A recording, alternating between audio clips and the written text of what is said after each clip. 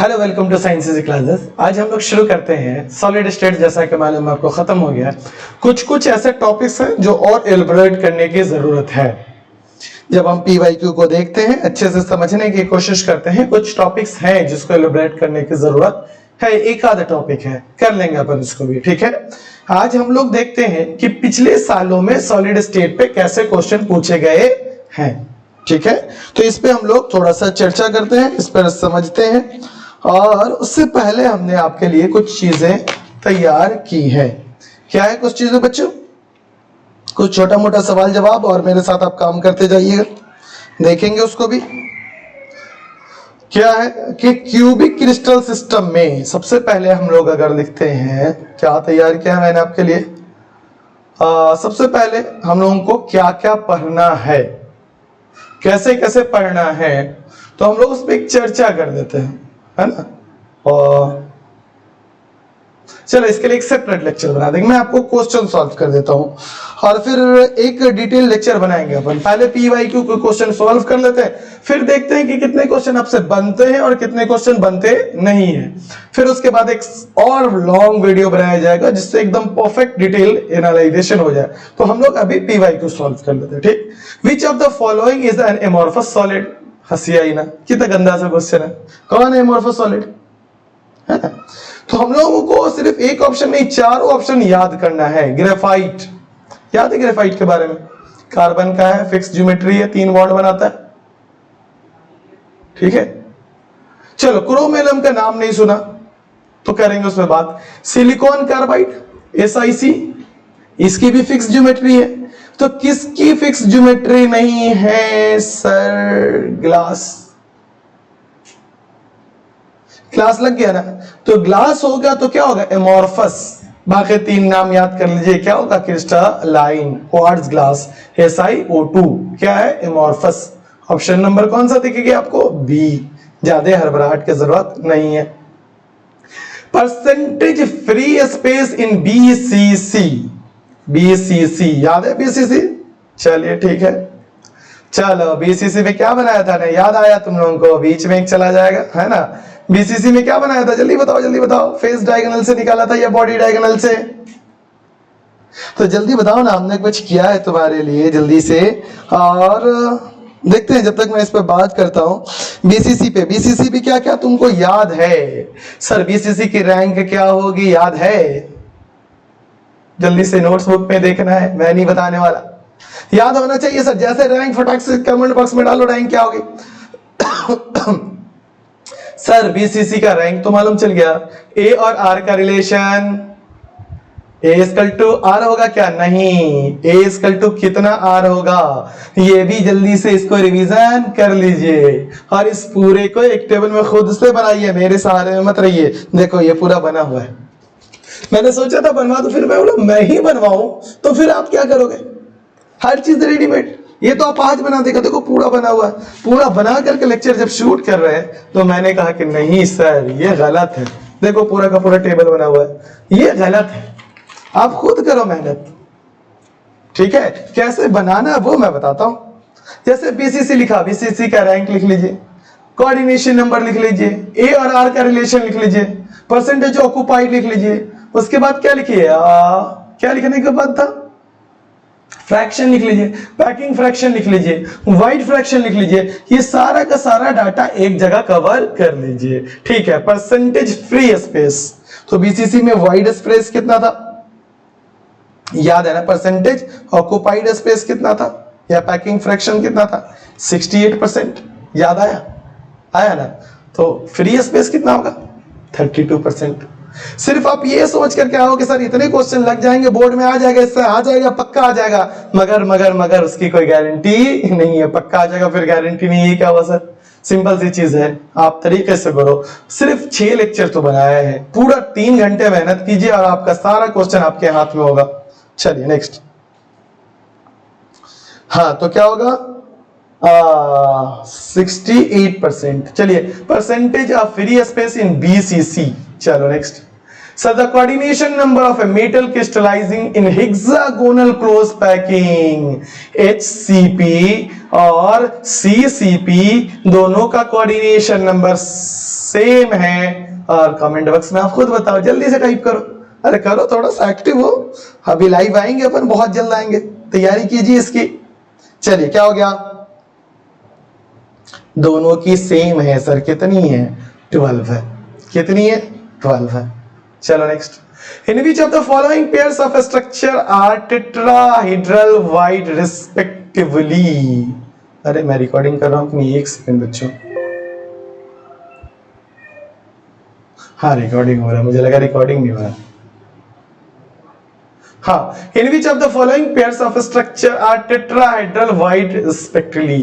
किसके पास tetrahedral void है? अभी तो पढ़े हैं सर, बीसीसी एफसीसी, एचसीपी और सिंपल, एचसीपी और FCC, BCC and HCP.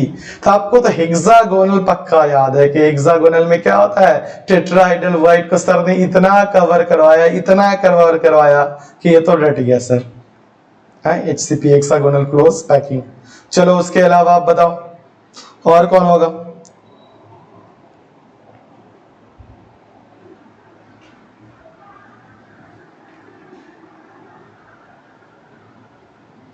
In which of the following pairs of structure are tetrahedral wide respectively? ठीक है, हेक्सागोनल क्लोज पैकिंग के अलावा और क्या होगा बताइए? चलो खुद करना है तुम्हें, थोड़ा सा तो चैट बॉक्स में बताओ। एच तो हम बना दिए। In the primitive cubic unit cell the atoms are present at, सिर्फ और सिर्फ कहां है? सिर्फ और कॉर्नर पे। इसके अलावा और कहां रहेगा? कहीं रहेगा क्या? नहीं। ये वाला क्वेश्चन मैं लास्ट में करूंगा, आप जल्दी से नोट्स देख के रखना। ये वाला ये the coordination number of metal crystallising hexagonal, वही क्वेश्चन रिपीट हुआ है अगले साल में भी। 12 कोई टेंशन है क्या? हमने कहा रट लो। The unit cell present in ABC, ABC ABC ABC किसमें? किसमें याद है?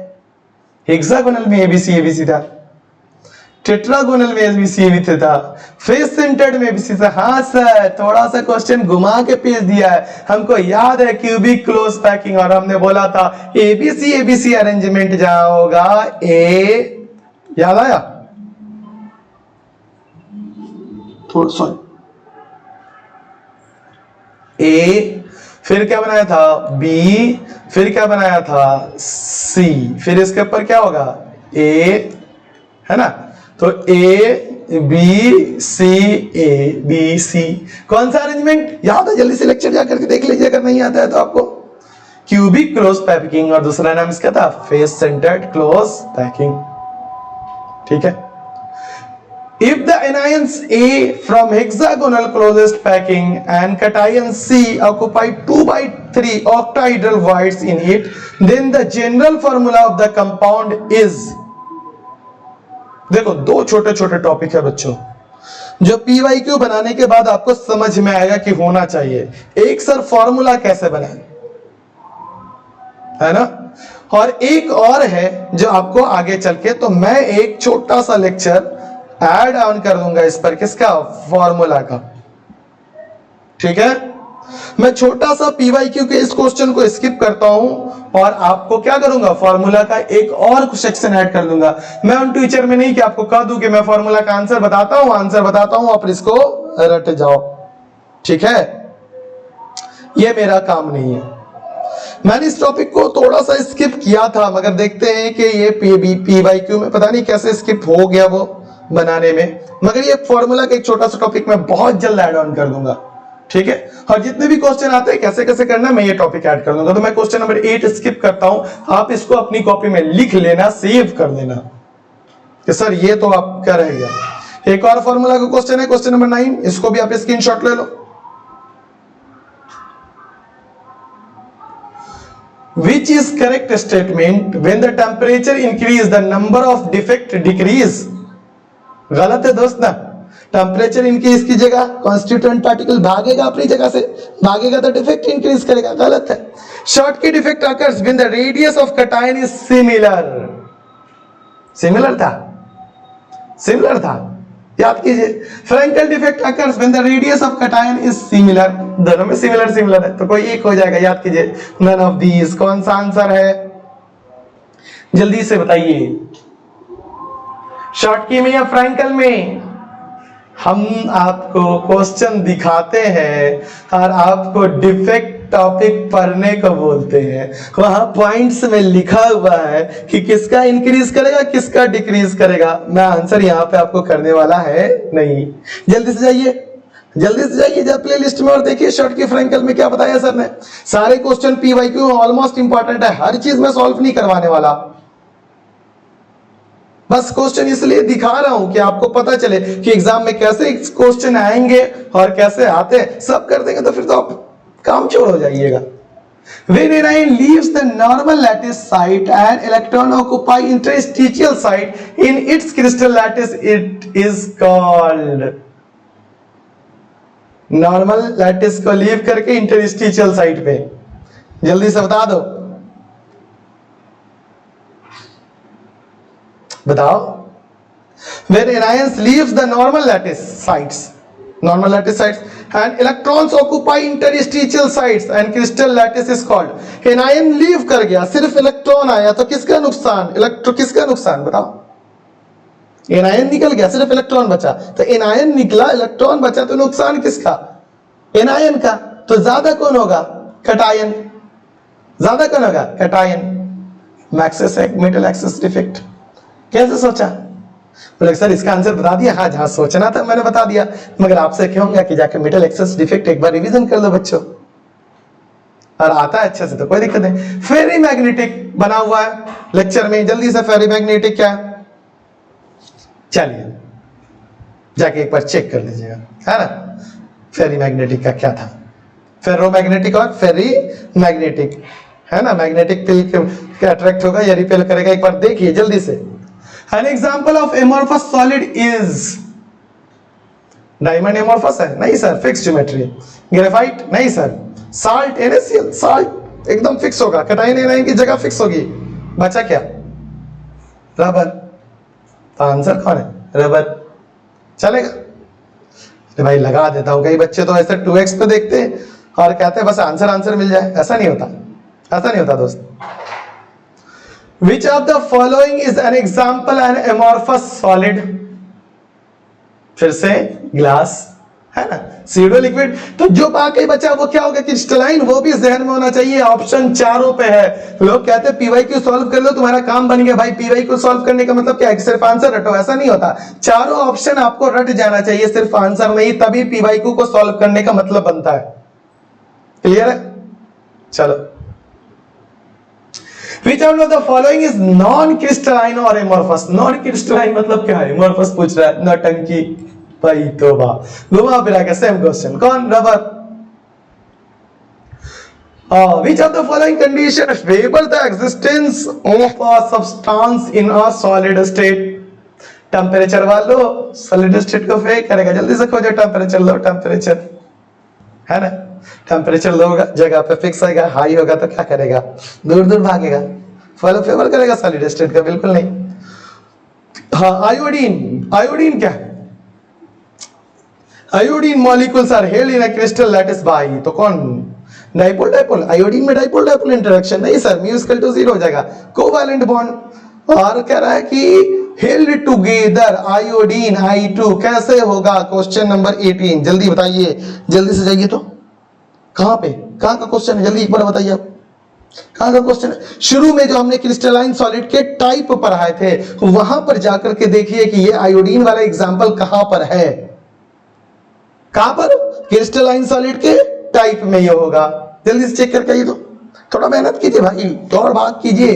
क्वेश्चन नंबर 18 मेहनत से ही फल का और परिणाम बड़े स्वादिष्ट आएंगे। आपको नहीं करना है। और क्या फायदा क्या होगा सर? आप तो आंसर बता दीजिएगा, यहीं पे बता दीजिए ना, क्यों नटंगी? अरे भाई अब जाइए ना, जाइएगा तो एक की जगह कई एग्जांपल्स दिखेंगे, तो फिर पूरा प्रॉपर एक आइडिया होगा। यही तो मतलब होता है पीवाईक्यू बनाने का। पीवाईक्यू का बनाने का मतलब नहीं कि आगे आया हुआ 20 क्वेश्चन रट लीजिए, हो गया अपना पीवाईक्यू। वो ना है, वो नटंकी है बउआ। बिहार बोर्ड इतना भी गया गुजरा नहीं कि एग्जैक्टली हु बहू कट कॉपी पेस्ट मारेगा, मगर उसके नंबर बहुत कम होंगे। अगर आपको करना है 70 में 70, तो मैं आपको आइडिया बताता हूं, पीवाईक्यू को जाइए, जैसे पीवाईक्यू आता है उस टॉपिक को पूरे अच्छे से पढ़िए, समझिए। समझ में आ रहा है?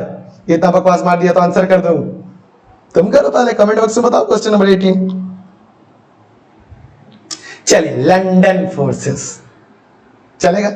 चलेगा सर। मॉलिक्यूल है ना, डाइपोल डाइपोल इंटरेक्शन नहीं होगा तो क्या होगा? London forces, non dipole. Which of the following is a network solid? है ना, नेटवर्क सॉलिड किसका है? फोटो भी है, जाकर के देखिए फोटो, जल्दी बताइए।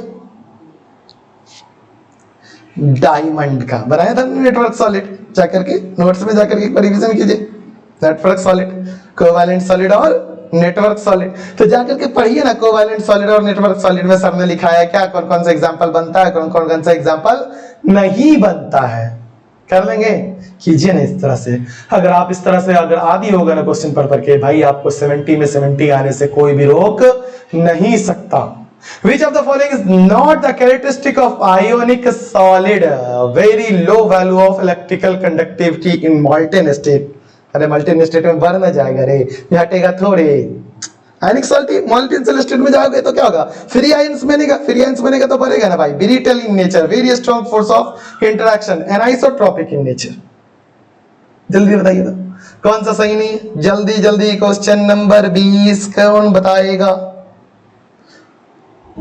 नॉट, तो यही तो है पहला ही वाला, तो बाकी सब है। ब्रिटल नेचर होता है, हार्ड होता है, very strong force of attraction, plus I minus के बीच में बताया था, इलेक्ट्रोस्टैटिक फोर्स ऑफ अट्रैक्शन लगेगा, अच्छे से चिपकेगा, एनाइसोट्रॉपिक नेचर होता है ना, फिक्स पोजीशन ऑक्यूपाई कर लीजिएगा, किसी भी डायरेक्शन में जाएगा तो डिफरेंट डायरेक्शन में जाइएगा तो आपको क्या मिलेगा? डिफरेंट फिजिकल प्रॉपर्टी मिलेगा।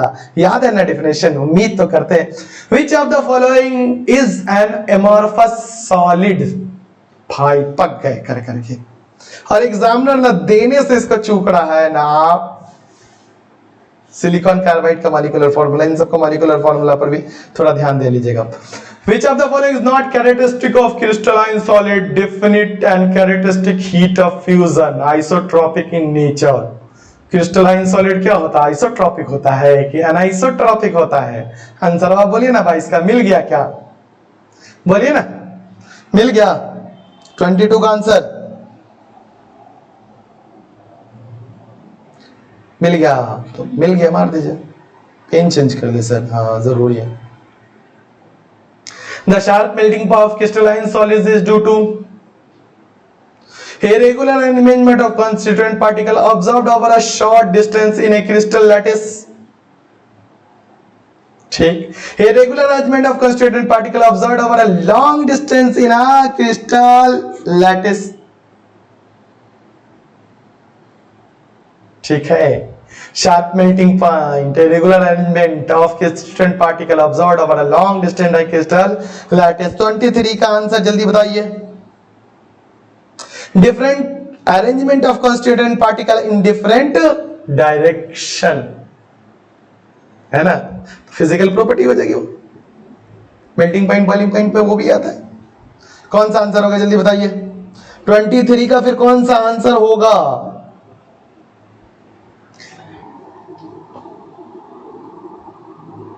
नहीं भी कर लेते हैं।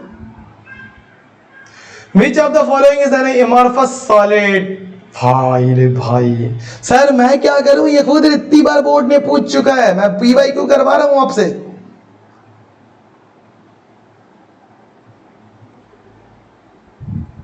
The number of Bravais lattice 14, ये तो सर रटे हुए है ना, है ना रटे हुए। क्या करवाना इसको? सर आसान आसान क्वेश्चन कर देते हैं, मुश्किल लटका देते हैं। भाई खुद तो करो, मैंने मुश्किल पोर्शन आपको ही करके दिया पूरा, कुछ छोड़ा नहीं। The coordination number of sodium in sodium oxide Na2O, है ना, सोडियम एक मॉलिक्यूलर फॉर्मूला वाला मैं बता दूंगा, दो टॉपिक है मेरे पास, एक मॉलिक्यूलर फॉर्मूला, इस ये भी उसी में आएगा, ठीक है। 27 कितना होगा कोऑर्डिनेशन नंबर सोडियम का सोडियम ऑक्साइड में? जल्दी जल्दी जल्दी, फिल वक्त आप इसको कर लो, 4 आप रट लो, मैं करवा दूंगा। एक छोटा सा टॉपिक लेके, मुश्किल से 15 से 20 मिनट का टॉपिक है, फिर इस तरह के क्वेश्चन बिल्कुल नहीं छूटेंगे आपसे। The coordination of a metal crystallized in HCP, HCP ये तो 12 है, तो एकदम पोपटलाल क्वेश्चन है ना, Popatlal question. In which of the following pairs of the structure are tetrahedral as well as octahedral wide respectively? Tetrahedral और octahedral, tetrahedral किस में? CCP में, और octahedral किस में? HCP में। खुद से करो ना, दोनों के बारे में मालूम है, कहां कहां पर ऐसी कहानी है, कहां कहां पर ऐसी कहानी है, जल्दी करो। हमने बता दिया ना, टेट्राहाइड्रल कहां और ऑक्टाहाइड्रल कहां। टेट्राहाइड्रल कहां देखने को मिला है? जल्दी जल्दी जल्दी आइए, टेट्राहाइड्रल वाइड, ऑक्टाहाइड्रल कहां वाइड है, जल्दी से पीछे करिए। वाइड वाला टॉपिक है कहां? सर बता देते हैं topic, arrangement in sorry packing fraction in 3 dimension में, जा करके देखिए। ऑक्टाहाइड्रल वाइड को कवर करेंगे तो क्या होगा, टेट्राहाइड्रल वाइड को कवर करेंगे तो क्या होगा। क्यों बताऊं मैं आपको आंसर हर चीज? सर आसान आसान बता देते हैं, इसको मुश्किल भाई आप रिवीजन कीजिए ना, बनाइए ना। लिखा हुआ होगा exactly, the total number of crystal system is, कितना है भाई क्रिस्टल सिस्टम, कितना है टोटल? 7 है। चलिए और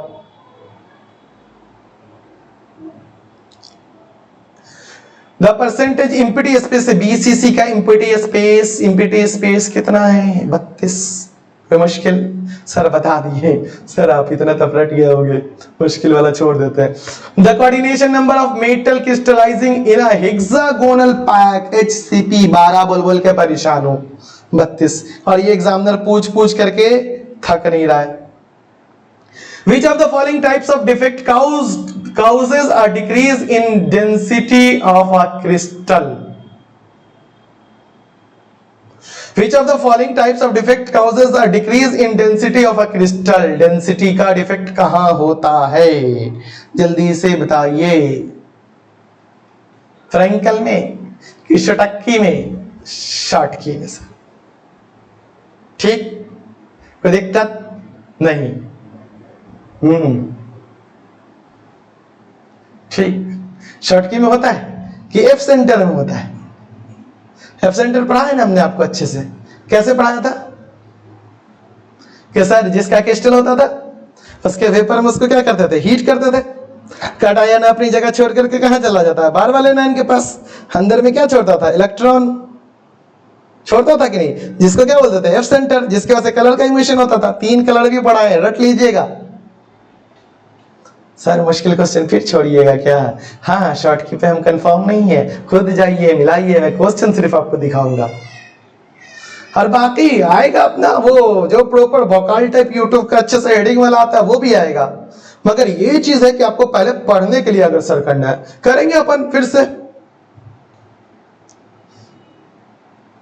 करेक्ट तो मैं आंसर नहीं बताने वाला टिपिकल क्वेश्चन का, हम आपको रास्ता बता दिया, मैं करके दिया हूं, पीछे लिखा हुआ सब कुछ। In a covalent solid, the particles which occupy the lattice points are, lattice point पे, in a covalent solid, the particles which occupy the lattice points are atoms. lattice point पे कौन जाता है? Atoms, ion, molecule. In a covalent solid, इसमें covalent solid में the particles which occupy the lattice point are, तो मतलब क्या है? कोवैलेंट सॉलिड का कॉन्स्टिट्यूएंट पार्टिकल क्या होगा? एटम होगा, मॉलिक्यूल होगा, आयन होगा या इलेक्ट्रॉन होगा? कॉन्स्टिट्यूएंट पार्टिकल लिखा था ना कोवैलेंट सॉलिड में कि फोर्स ऑफ अट्रैक्शन क्या होगा, कॉन्स्टिट्यूएंट पार्टिकल क्या होगा, लिखा हुआ है ना। तो कूद के जाइए वहां पर कि कॉन्स्टिट्यूएंट पार्टिकल क्या होगा। कई बच्चा बोल रहा है सर बता दीजिए ना, बिल्कुल नहीं, जाइए रिवीजन कीजिए बच्चों, तब तो डायरेक्ट आंसर मार दीजिएगा खट खट खट, फिर कोई फायदा ही नहीं इसका। Which type of the crystalline compound is formed by the combination of cation or anion? बहुत भारी है भाई, बहुत भारी है। चलो इसमें सबको पता है इसलिए मार देते हैं answer. Covalent solid is rock solid, ice, dry ice, quartz. कौन सा कोवैलेंट सॉलिड, जल्दी बताइए? क्वार्ट्ज है ना। एग्जाम्पल जरूर देख लीजिएगा, अभी मेरा मन किया तो बता दिया, मगर आप देख लीजिएगा जाकर वहां पे एग्जाम्पल से बहुत क्वेश्चन आप देख रहे हो। ऑलमोस्ट सारे क्वेश्चन क्या है प्रीवियस ईयर, मैंने कोई भी क्वेश्चन नहीं छोड़ा है 2015 के बाद, सब क्वेश्चन उठा लिया। कुछ ही क्वेश्चन जो सेल्फ डिजाइंड है, बाकी सब उठाए हुए हैं क्वेश्चन पीवाईक्यू से। मैं खुलेआम बोलता हूं कि हम ये नहीं कहते यहीं से आएगा भाई, पीवाईक्यू है उसको अच्छे से पढ़ा रहे हैं, आप भी अच्छे से सीखो। अगर ये कर लिए तो फिर कुछ भी नहीं छूटने वाला। डायरेक्ट सिर्फ पीवाईक्यू का आंसर रटोगे, अगर मैं सिर्फ ऊपर 1 2 3 1 2 3 कर देता, फिर वहां से छूटने वाला होता। मगर जिस तरीके से पढ़ रहे हैं, अगर आप इस पैटर्न को फॉलो कर लीजिए कि सर जिस टॉपिक का क्वेश्चन है जा करके डायरेक्टली वहां जाना है, फिर पूरा रिवीजन करके आना है, तब जाकर के मजा आने वाला है। ठीक है। The number of atoms per unit cell in BCC structure, BCC में कितना है होगा बताया था ना, 1/8 इंटू 8 प्लस 1, यही था ना, कितना हो गया बेटा 2। The number of atoms per unit cell, क्या पूछ रहा है, रैंक है ना, जेड बता दिए। थोड़ा सा क्वेश्चन ऊपर नीचे था, मीनिंग समझने में बच्चों को दिक्कत नहीं हो। How many face centred cubic lattice a unit cell is equally shared by a how many faces in a face centered cubic lattice? face centered में a unit cell is equally shared by how many faces? एक face कितने face से share कर रहा होगा? बड़ा आसान सा है, कोई मुश्किल है ना। तो देखो एक फेस है ना, ये फेस है, ये फेस है, तो फेस सेंटर में कहां रखते हैं, फेस के बीच में। तो एक इधर इसी फेस ये इधर वाले भी में होगा, क्रिस्टल के इधर भी यूनिट सेल में होगा और इधर भी यूनिट सेल में होगा। कितने? 2। ठीक है। ये किताब में इस तरह से वो नोट्स में फिर थोड़ा सा एक्सप्लेन करके नहीं मिलता, मैंने बता दिया। हालांकि आप खुद भी कॉमन सेंस यूज करते तो आप खुद बना चुके हो हमसे पहले। कमेंट बॉक्स में बताइएगा सर मैं बता चुका हूं। Total number of lattice arrangements in different type of crystals is, total तो 14 है ना, Bravais lattice total 14। The coordination of sodium सन, हाँ पता नहीं, सोडियम आयन होगा, सन नहीं होगा। Na in NaCl is, है ना, यही वाला करना है, NaCl is। ठीक है। कितने बच्चों? 6। कितना होगा? 6। मैं ये क्वेश्चन आपको डिटेल में करवा दूंगा। मैंने बोला था ना, वो जो फॉर्मूला वाला टाइप आएगा ना, 20 मिनट का लेक्चर है, सारे 3-4 क्वेश्चन जो छूट रहे हैं फिर एक भी नहीं छूटेंगे। Which of the following unit cell having maximum number of atom? पता नहीं वो कैसे छूट गया, हालांकि मुझे पढ़ा देना चाहिए था, खैर जो हो गया होगा। Which of the following unit cell having maximum number? अब बोलोगे सर क्वेश्चन बनाने टाइम उसको सॉल्व कर दीजिए, फिर मजा नहीं होगा, वो डेप्थ नहीं आ पाएगा। चलो इसको निकले। Which of the following unit cell having maximum number of atom? BCC के पास कितना? 1/8 into 8 plus 1। FCC के पास कितना? 1/2 into 6 plus 1/8 into 1, है ना, यही पढ़ाया था ना सर। क्यूबिक, क्यूबिक का मतलब तो FCC ही होता है, और HCP hexagonal close packing. HCP का नहीं पढ़ाया सर, BCC का पढ़ाया, FCC का पढ़ा दिया, क्यूबिक का पढ़ा दिए, HCP का नहीं पढ़ाया। तो which of the cell have maximum number of atoms? किसके पास होगा मैक्सिमम नंबर ऑफ एटम? जल्दी बता दीजिए, जल्दी जल्दी सारे बच्चे। हाँ 4 होता है, यही है ना, 4 मैक्सिमम, इसी के पास 4। द एटम, टर्म नहीं, atom that present in the centre of BCC unit cell shared how many unit cell? बीच में रहता है, किसी से शेयर करता है दूसरे से? नहीं सर, बीच में रहता है तो 1 यूनिट सेल। ठीक है sir. What is the arrangement of zinc sulphide ion and zinc blende, ZnS? देखो इसको मैंने एक्चुअली ये बनाया था इसका लेक्चर, और ये है,